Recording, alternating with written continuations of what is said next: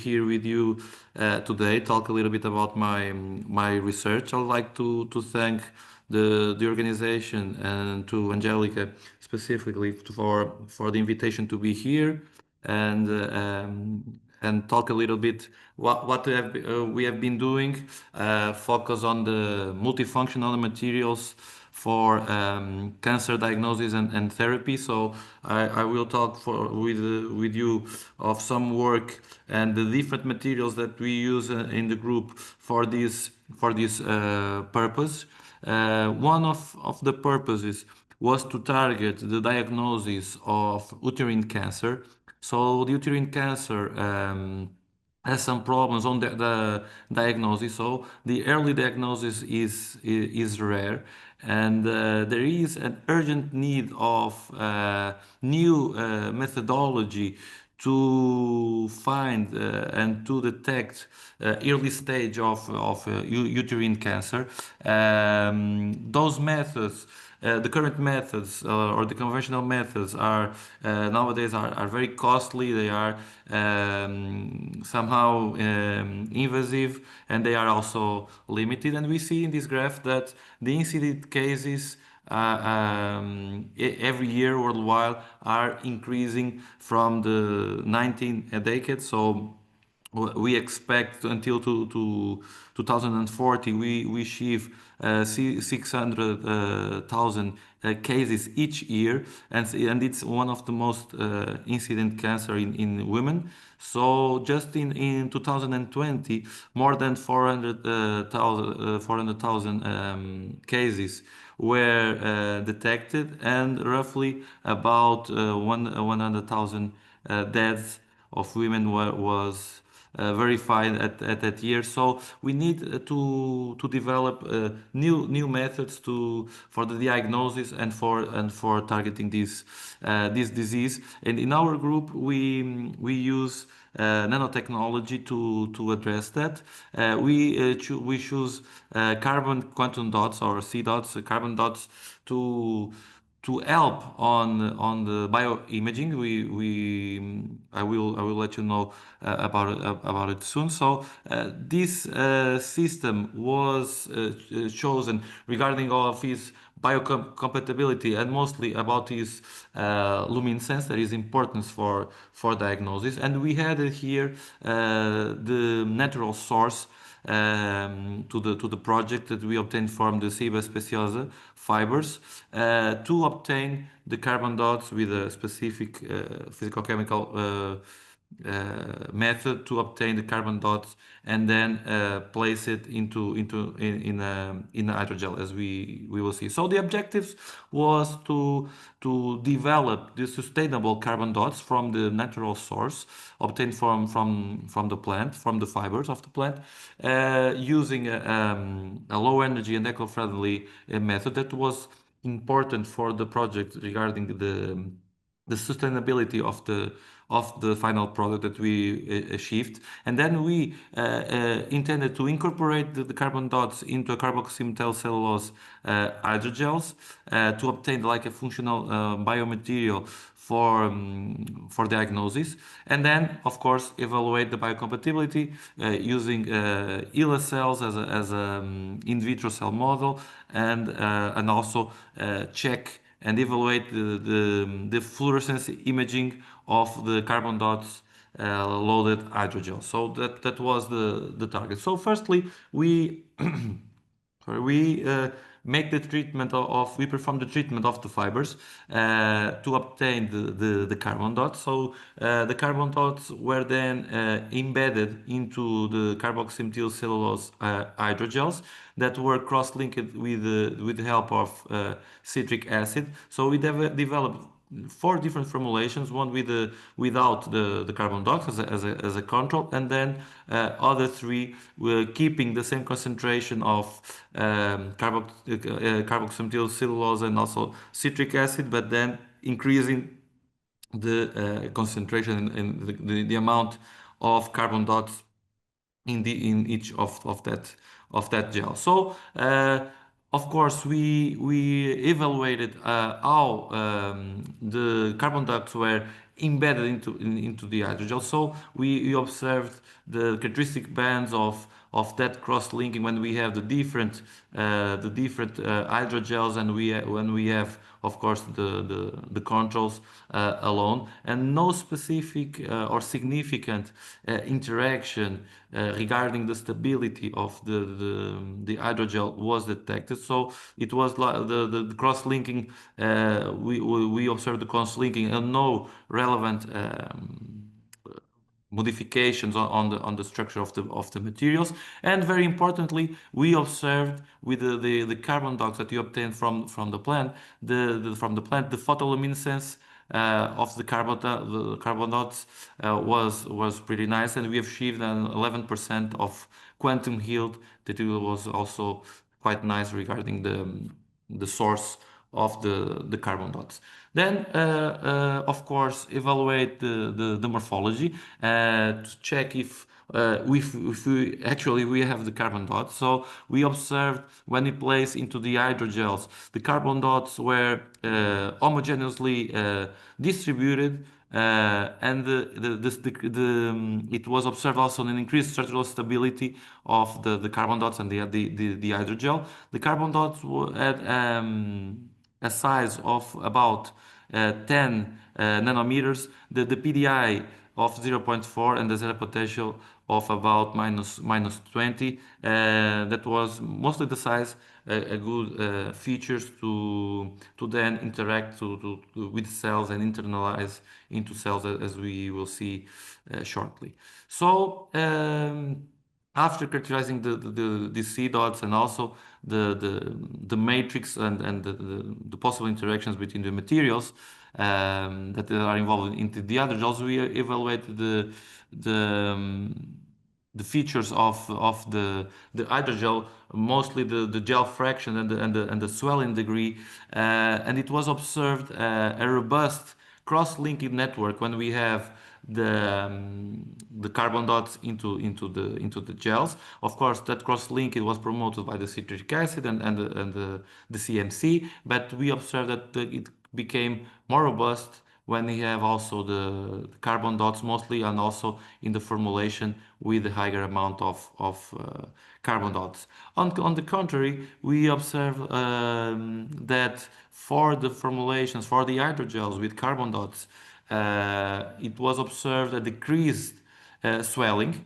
That was mostly due because, of course, of the carbon dots that are embedded into the hydrogel. They are connected into the hydrogel, and that was a good achievement for the application, because we don't want to have a high swelling. We want to keep it in place and have the supposed effect for bioimaging, and without significant interaction with fluids and so on. So moving on to the cell culture studies, it was evaluated the biocompatibility, the viability of the HeLa cells compared with the controls, and overall it was found a good biocompatibility. So the cell viability was about 100% for all the formulations, both for controls and for the formulations with the carbon dots and with the hydrogel, of course. And very importantly, it was observed that when we have the carbon dots, the increased amount of carbon dots in each hydrogel formulation, it was observed, of course, regarding the higher amount of carbon dots we observed, and also an high fluorescence mostly for the formulation with a higher amount of the carbon dots. That is the S3, and this is this graph. This is the fluorescence post internalization. So we had the internalization of the carbon dots into cells, and that was a good achievement. And we have here the high fluorescence for the formulation with high amount of the carbon dots. The formulation that formation with higher amount of carbon dots, the S3, exhibited the maximum uptake regarding the interaction of carbon dots with HeLa cells, regarding their physical chemical features, and the hydrogel matrix, as I told, boost the retention, so keep the carbon dots in place to allow the interaction with cells, and then the internalization to observe the fluorescence that it was observed here when we have the higher amount. So we observe when we don't have when we have the hydrogels with the carbon dots, we observe that we have that internalization. So that was a good achievement. So overall, in this work, we could conclude that we had a very nice final product or formulation, biocompatible, from natural source, that can actually use in cell imaging, and have high viability as a bioimaging candidate. The sustainable part and innovation was also very important for circular economy and resource valorization. And in the future now, we intend to perform in vivo studies to target clinical translation, and then see how these can impact the diagnosis and impact the quality of life and lives. So this is one of the targets of diagnosis. In another work, since we are always targeting in cancer diagnosis and treatment using different multi platforms, so from using nanoparticles from both from organic or inorganic nature. So we move on the combination of hybrid system using both inorganic and organic materials, and for target skin cancer, specifically cutaneous squamous cell carcinoma. There is one of the most common and costly cancers worldwide, that affect the quality of life of the patient, and as some and there's a very large high risk of recurrence, and there are undesirable aesthetic outcomes, as we can see in the image, that affect the quality of life of the patient. So of course it's mood. So the traditional chemotherapy that is usually used nowadays lacks on specificity and selectivity, and has a high toxicity. So we need to develop strategies to deliver the chemotherapy into the cancer cells, decreasing the side effects, and decreasing some possible toxicity problems. In this work, we use captotecin as a drug, as a potent drug for this kind of cancer, but it has some pitfalls. There is mostly this hydrophobicity and instability, and also, of course, the systemic toxicity. So the target here was to develop a system to encapsulate it and deliver specifically to the target. And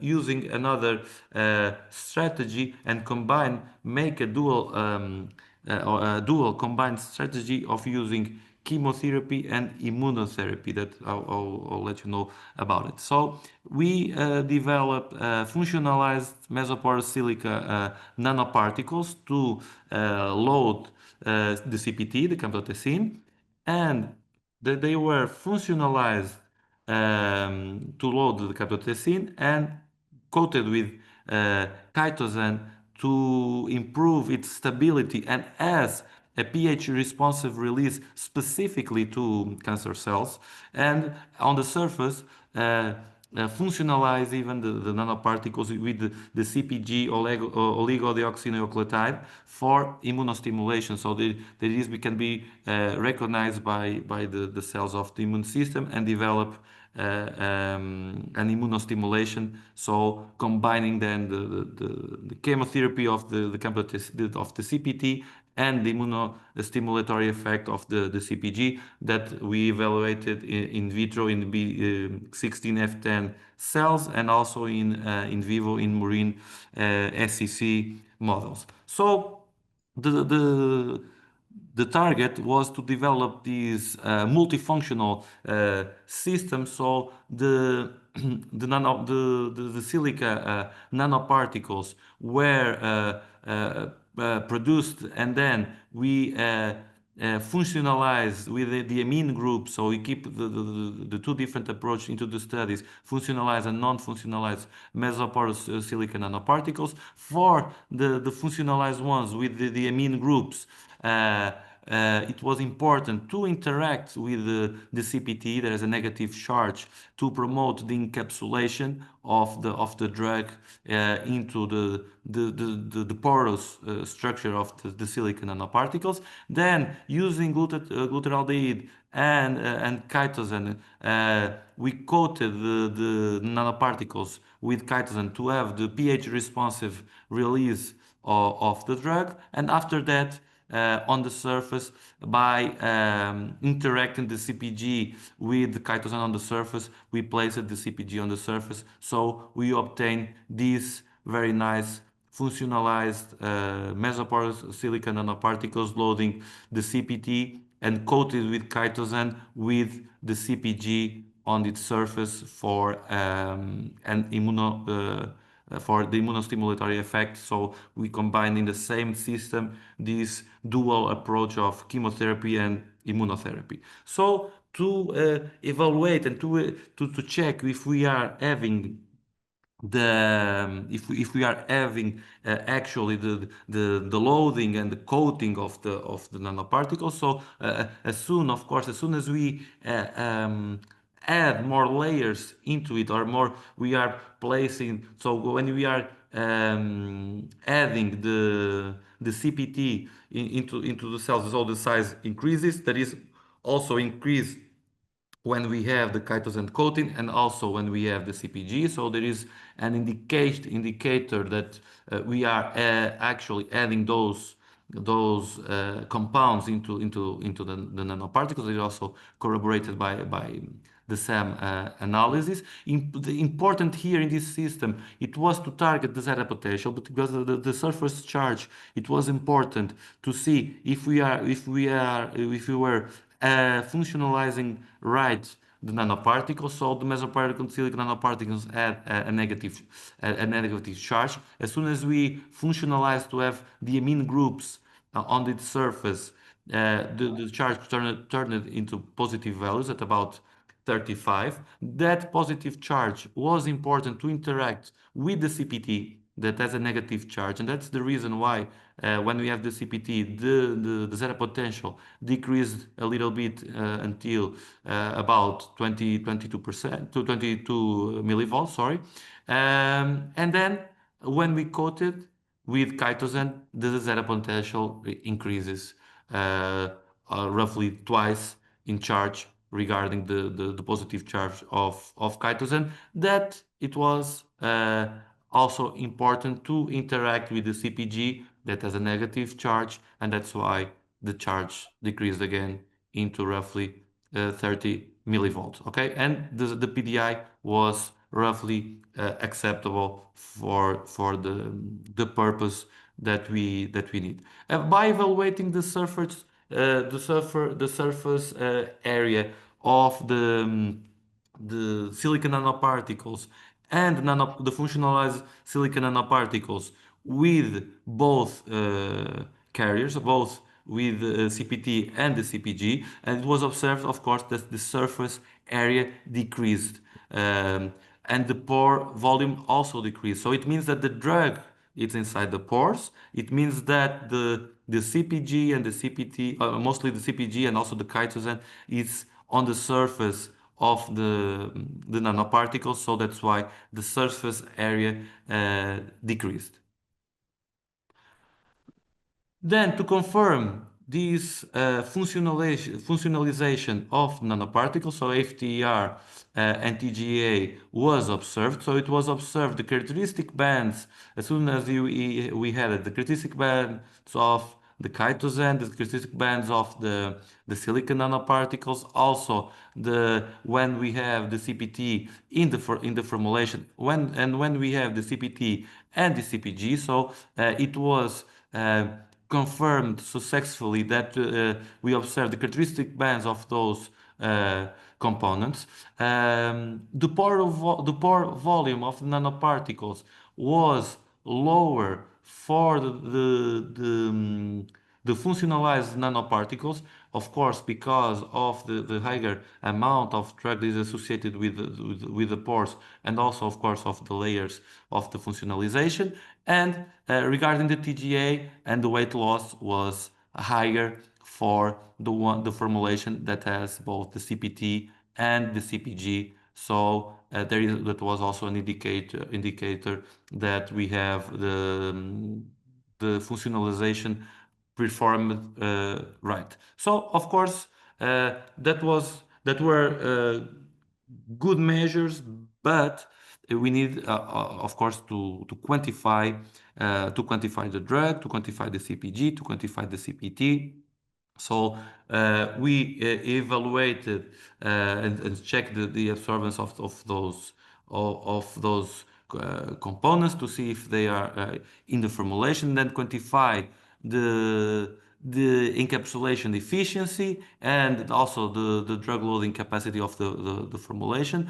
And overall, it was observed that, as expected, when we have the functionalized silicon nanoparticles, we have a significant higher encapsulation efficiency. There is because of the higher affinity between the functionalized silicon nanoparticles and the CPT. That's why the encapsulation efficiency increased about 20% comparatively with the nanoparticles that were not functionalized. And that was even increased when we have the chitosan coating and the chitosan coating and also on the surface and even on the CPG attachment, that we have more than 90%. So the CPG attachment, it was also evaluated, and it was observed to be about 81%, that it was a very nice achievement for the system. So these kind of interactions were successful to load, I mean, to have a functionalized system and to load a high amount both of the CPT and the CPG. So to evaluate the release of the drug, of both the CPG and the CPT. The target was, and one of the target of the using of chitosan, of course, it has muco, it has different properties. It is mucoadhesive. It has some antimicrobial properties as well. So its characteristics are very well known, but our target to use chitosan here, it was to increase the encapsulation efficiency and promote a code to have like a sustained release over time of the drugs, but it was specifically targeted to have a release in the tumor environment. Okay, because the tumor environment it has a pH as a slightly acidic pH as 6.4, and we observed that overall both for when we were mimicking the bloodstream at pH 7.4, or the normal cells, or even the tumor-like environment at 6.4, we observe a sustained release of all formulations tested with a better profile when we have the nanoparticles with the dual therapy approach with both CPT and CPG. So the other important achievement in this formulation, it was that when we have at pH 6.4, the release of the CPT for the nanoparticle, for the nanoparticles with the dual therapy and also for the others, but that was our target. It was higher. There is this green line here. It was higher compared when we have the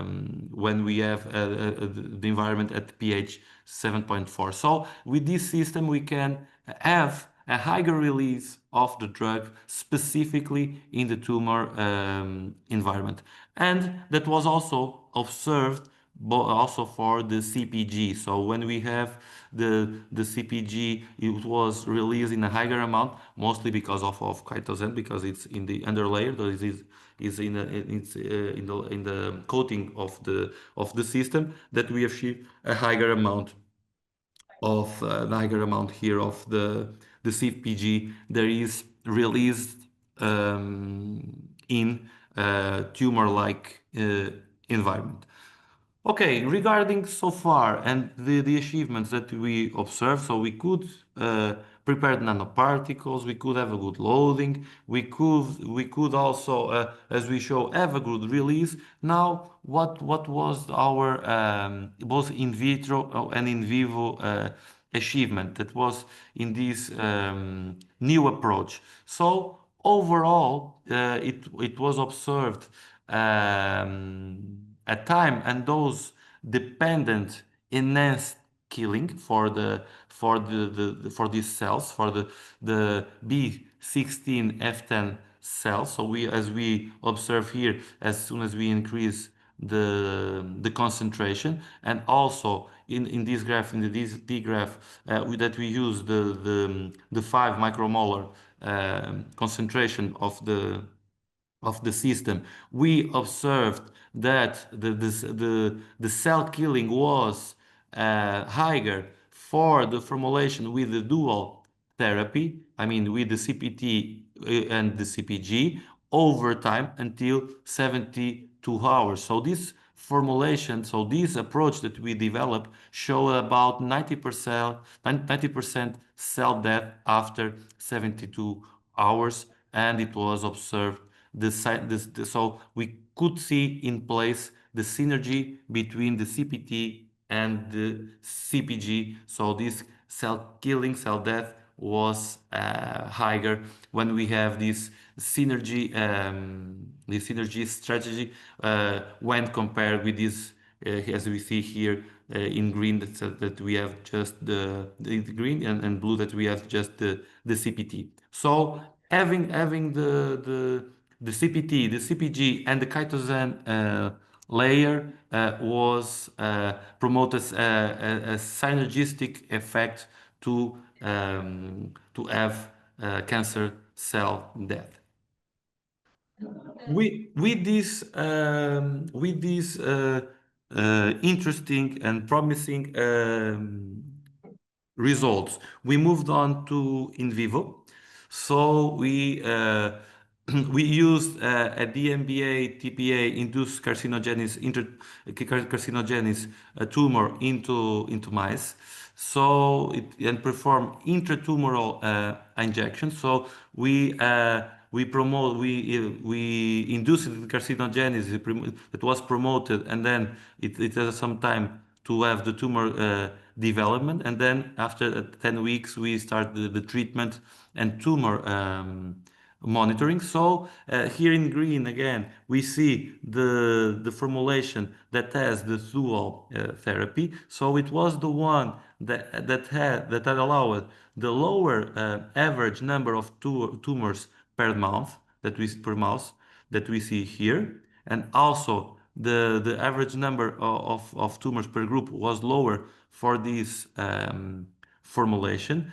This regarding the number of tumors, but regarding the tumor volume, it was also the formulation that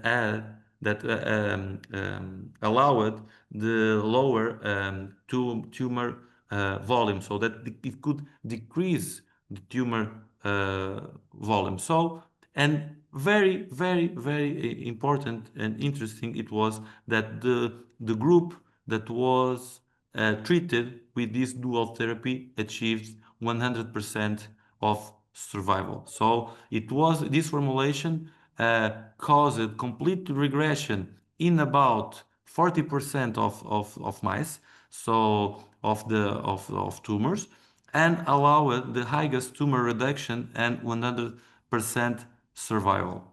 When we have the conventional therapy of using just the CPT, uh, we observed systemic toxicity, animal death, and tumor regrowth. So with this strategy, dual strategy, this delivery system, we could hamper that, we could avoid that and improve the therapy and the animal survival. We see here at day 0 and also at day 50 on the left, the formulation treated with this dual therapy decrease the number and the average volume of tumors and compare when we have the controls and when we have here the formulation of just the camptothecin with functionalized nanoparticles and the free camptothecin. So it means that the layer of chitosan is important, and mostly the dual therapy of chemotherapy and immunotherapy of CPT and CPG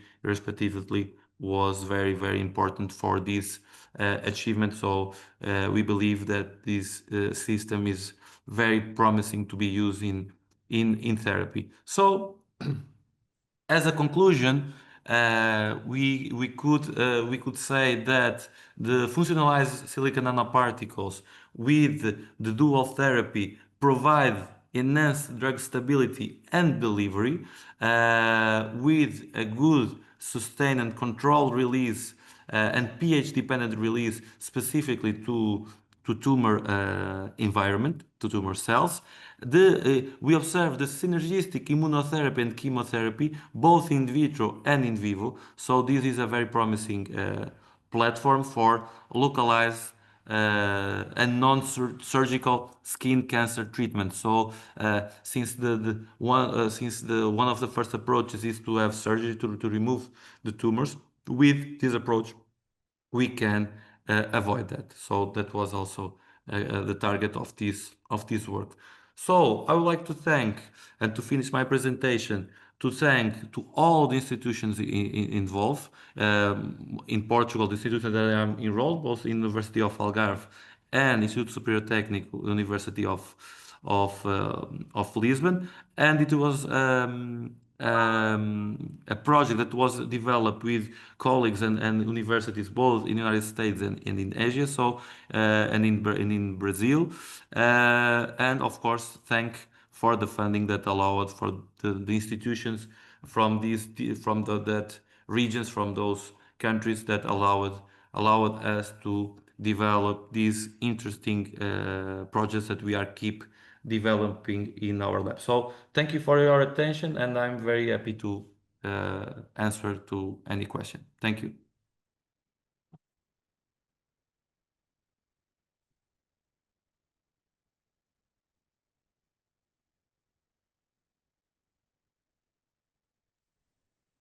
Thank you